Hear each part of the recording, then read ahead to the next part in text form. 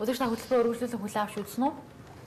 Торонтогийн хөрөнгийн биржид Turquoise Scale Resources компани хувьцааны ханш Монгол улс ерөнхий сайд Алтуйгийн албан тушаалаас огцороход 3 өдрийн турш $3.5-оос $293 хүртэл буюу 15% унсан юм а. Харин өнгөрч баасан гарагчийн ерөнхий сайд томилогдоход $6 хүртэл буцаад өссөн. Нөгөө талаар оюутлогын төслийн ил уурхайн алдагдал буурсан нь үүнд нөлөөлсөн боловч оюу толгой төсөлд манай улс төрийн тогтвортой байдал хэрхэн нөлөөлдөг нь үүнээс харагдаж байгаа юм а. Өөр нэгэн жишээ бол өнгөрсөн оны 7 дугаар сард төслийн далдуурхан санхүүжилтийг шийдвэрлэхэд улсын хурлаас зөвшөөрөл авах загтал Rio Tinto компани хүлээн авахд Turquoise Scale Resources компани хувьцааны ханш 3 өдрийн турш 30% унсан байдаг. Хараад үзэх юм бол 12 оноос эхлээд 12 он хүртэл одоо Turquoise Scale Resources компани хувьцааны ханш бол зэсийн үнэтэй маш нэгт хамааралтай явж ирсэн. Гэтэл 12 он гараад 12 оны турш бол энэ хамаарал алдагдсан байж байгаа.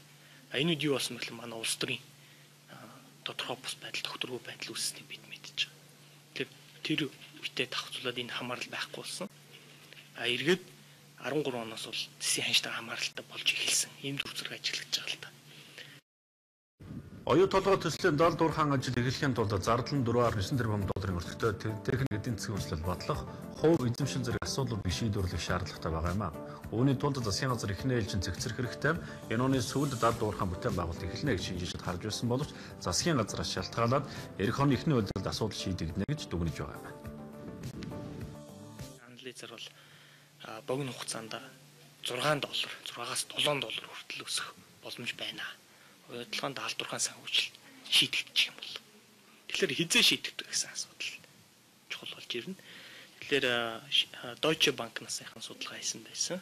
За мөн Rio Tinto-гийн одоо гүйцэтгэх захирал Sam Walsh хэлж байгаа. За TRQ-гийн бас захирлууд хэлж байгаа. Энэ оны эцсээр эсвэл эх оны эхээр шийдэгдэх боломжтой харагдаж байна гэж хэлж байгаа.